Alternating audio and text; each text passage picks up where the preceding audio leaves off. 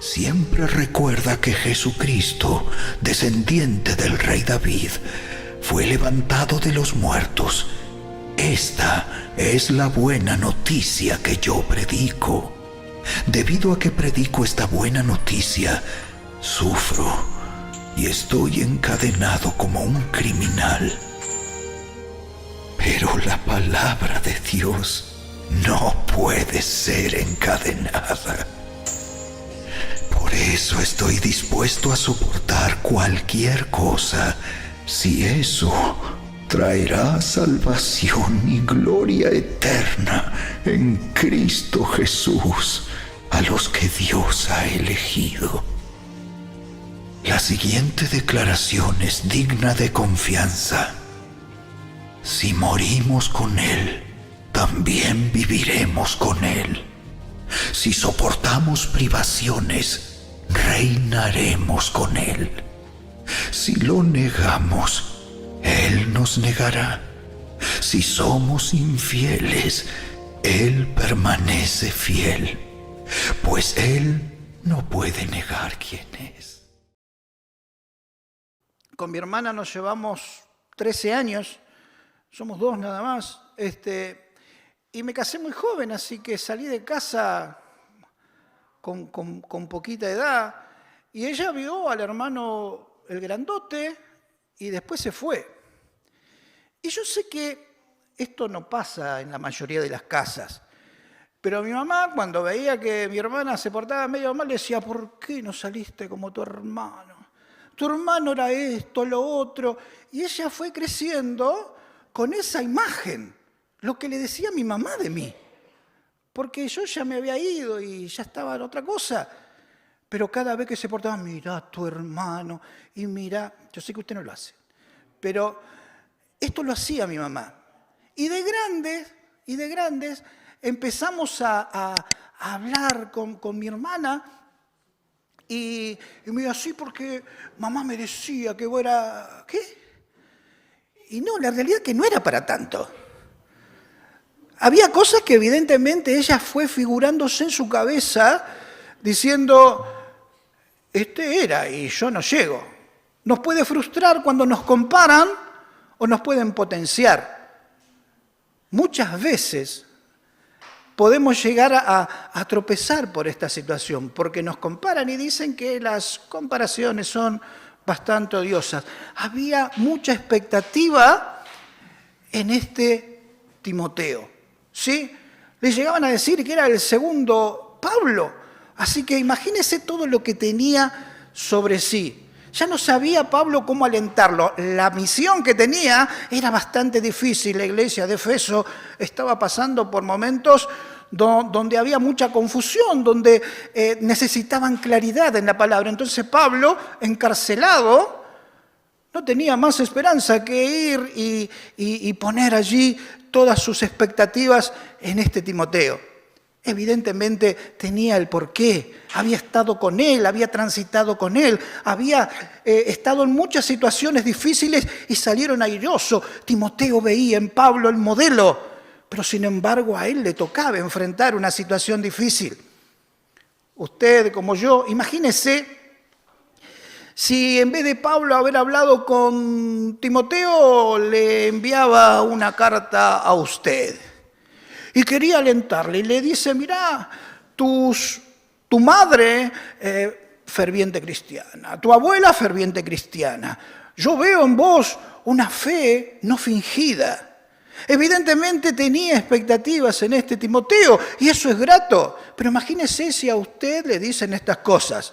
Posiblemente cualquiera de nosotros cada mañana va al espejo y dice: están hablando tanto que yo no sé si ese que dicen soy. Porque somos así, tenemos estas expectativas que nos pueden llegar, pero sabemos cómo somos. Sabemos cuánto nos falta, sabemos cuánto hemos caminado y a veces tuvimos miedo y a veces fuimos limitados y a veces hasta nos equivocamos. Entonces, que alguien tenga estas expectativas en nosotros puede llegar hacer de confusión. Digo, ¿no será que se equivocó? Hablaron de la madre y de la abuela, hablaron de su fe, hablaron de cómo hacer para que este Timoteo vaya de la mejor manera a Éfeso. Entonces viene este aliento distinto. Y creo que el más importante de todo. Porque no es que mi papá, por ser el gran cristiano o predicador, yo tenga que ser igual. Ojalá y sea potenciado. Pero no siempre es así. A veces vienen cargas por esto de, claro, si vos tenés a alguien que es así, vos tenés que ser igual. Y no es así. Dios tiene a cada uno una misión, un lugar y unas formas. Mi hermana y mi hermano, este Timoteo le dice, como en este versículo número 8, lo primero que le dice, acuérdate de Jesucristo. Ya no le va a hablar ni de la madre ni de la abuela. Ahora le está hablando de Jesucristo. Y dice, del linaje de David resucitado de los muertos conforme a mi evangelio. Resucitado de los muertos. ¿Qué era lo que le quería decir allí Pablo a este Timoteo? No que tenía que recordar que Jesús resucitó, sino que ese Cristo resucitado estaba allí con él. Es la diferencia de tener memoria como historia a tener un Jesús presente. Un Jesús que acompaña, un Jesús que va a cada paso que usted camina. Entonces lo que estaba queriéndole decir a Timoteo, vas a tener problemas, va a haber distintas situaciones que van a ser contrarias a lo que vos pensás, pero no te olvides, acuérdate que Jesús está ahí. ¿Me está entendiendo cuántas cosas usted avanza? Y sí, tengo la Biblia, pero no tenemos la conciencia de que Jesús está con nosotros, de que prometió que iba a estar con usted, de que prometió que iba a estar conmigo. Y también prometió de que si 2 o 3 están reunidos en su nombre, ¿qué va a pasar? Él va a estar en medio de ellos. Entonces entienda esta situación. Lo primero que le dice a Timoteo, como nos dijo a nosotros, o como nos dice en esta noche a nosotros, no está solo. Jesús está con él. El resucitado, el que venció a la muerte, el que salió triunfante y pagó el precio que no podíamos pagar. Ese iba a estar. Y también habla del linaje de David. ¿Qué significa? La humanidad que Jesús tenía y que tiene. Pasó por todas.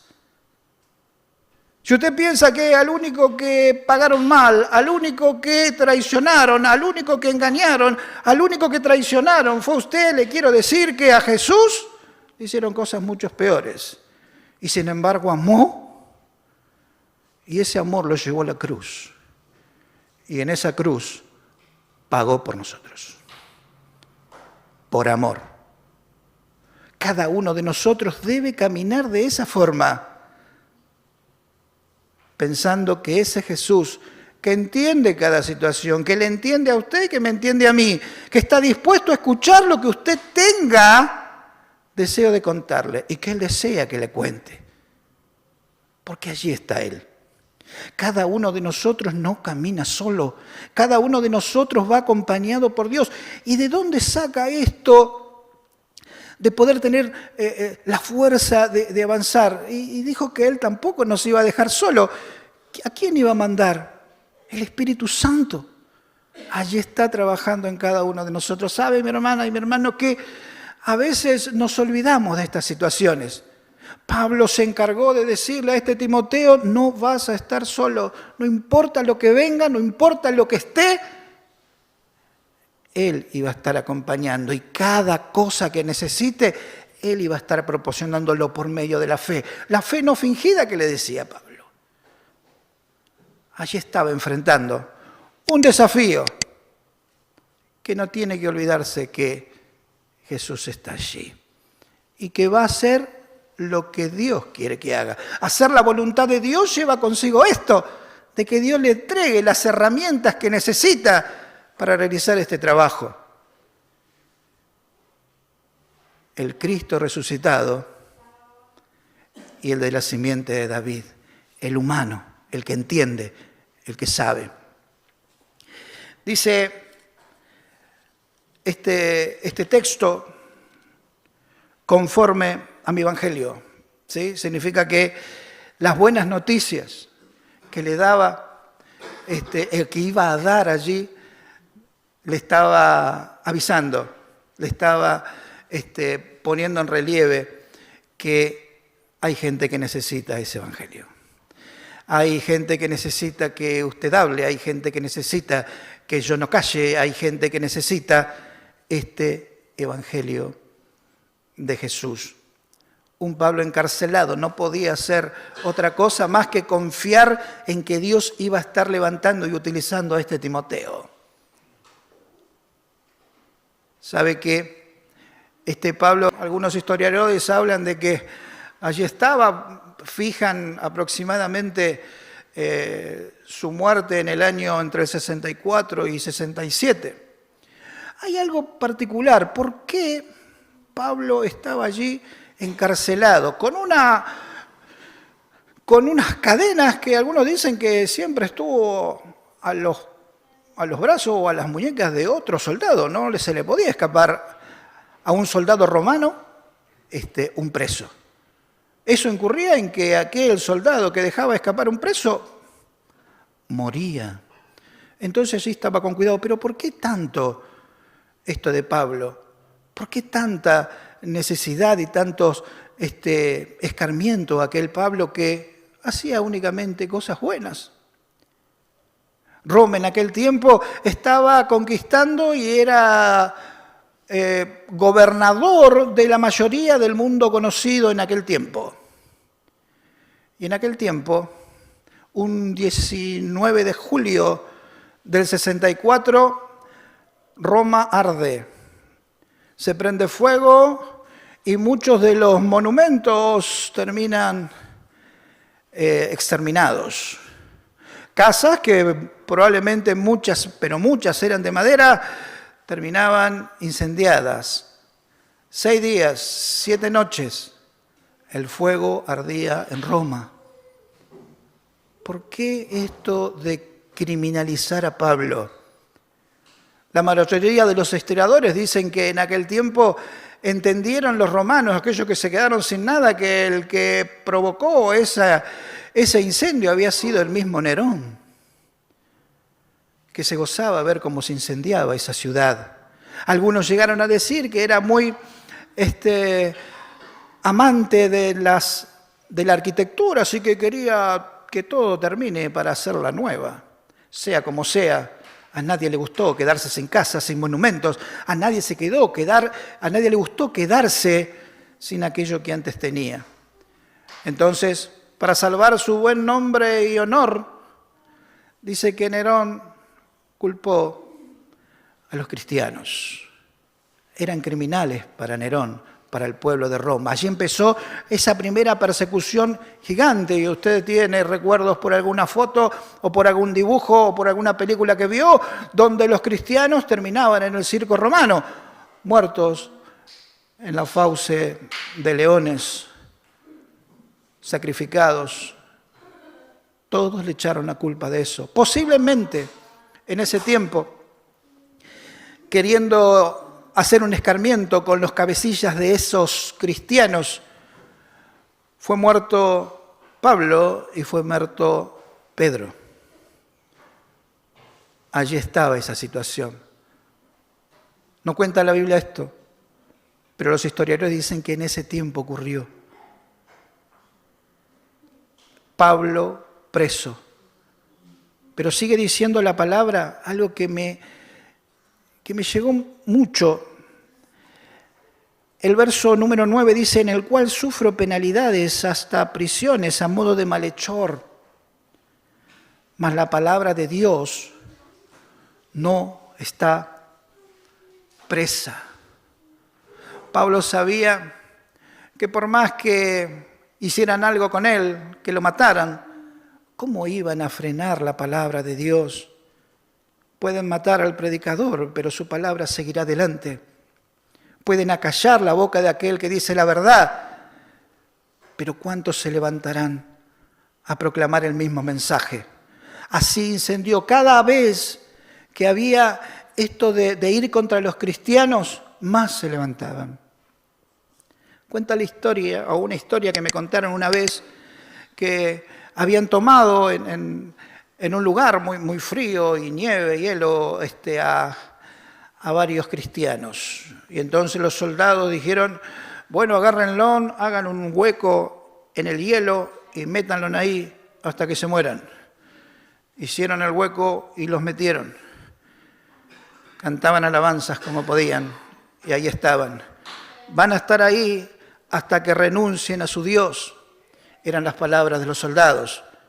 Y aquellos hombres únicamente glorificaban. Llegó el momento en el cual uno, no pudiendo más, renunció a su fe y salió. Y los otros siguieron, casi sin fuerzas. Eran 10, según me recuerdo de esa historia, pero quedaron 9. Y seguían cantando y seguían buscando de Dios, hasta que un soldado, sacando sus ropas, quiso meterse con ellos. Porque dijo, si hay alguien que puede morir por este Dios, es más importante de aquel que yo creo. ¿Cuántos dejaron su vida? Sufrieron, como en el caso de Pablo o como de tantos otros, que no tenemos noticias de cómo ni cuándo, pero allí en el libro de Hebreos hablan de ejecuciones, de que murieron por causa de leones aserrados y cuántas cosas más. ¿Cuántos dejaron esto? ¿Cómo cerrar? ¿Cómo acallar ese mensaje? Cada vez que había una persecución, Dios se glorificaba más. Y cada uno decidió a quién servir, si era únicamente de palabras o era de hecho. Dice la palabra de Dios, por tanto, todo lo soporto por amor a los escogidos, para que ellos también obtengan la salvación que es en Cristo Jesús, con gloria eterna. ¿Sabe que esto de soportar implica no solamente valentía, sino fe? No implica que esté allí, tanto usted como yo, siguiendo, porque la vida a veces no nos trata muy bien.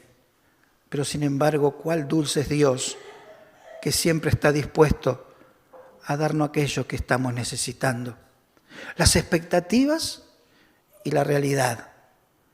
¿Cuánto habrá aprendido este Timoteo de Pablo, su maestro?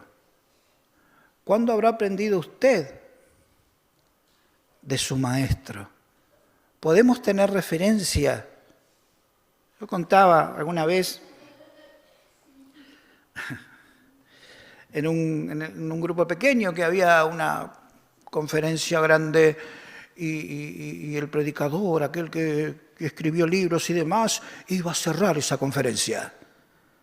Algo tremendo, la gente lo conocía, iba y estaba bueno, iba a conocer a aquel que tantos libros había escrito. Y dice que, claro, el predicador tuvo que ir a hacer sus necesidades, así que fue al servicio, baño, o como le quiera llamar, y cuando salía de allí, un hermanito lo miró y se asombró. Dice, hey, ¿qué hace ahí?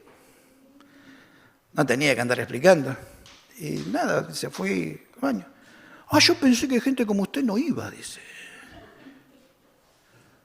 Expectativas y realidades. Cada uno de aquellos que ha tomado la palabra como forma de vida, sigue peleando la buena batalla. Como Pablo, quizás no terminemos encarcelados, quizás no terminemos en la fauce de leones, pero qué grato es saber que si alguien depositó su confianza en usted, no se olvide que lo eligió. Dios vio a un hombre atrás de las ovejas, pero no lo vio como pastor.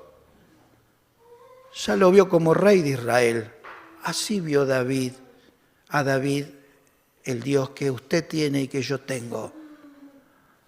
Al Gedeón, que estaba allí sacudiendo esos granos, temiendo que se lo roben, no lo vio con acto de cobardía, sino que las primeras palabras de Dios le dijo: varón esforzado y valiente. Dios no te ve como te estás viendo vos. No me ve como muchas veces me veo yo. Te está viendo como aquel que eligió con un propósito, con algo para hacer, con un trabajo para realizar.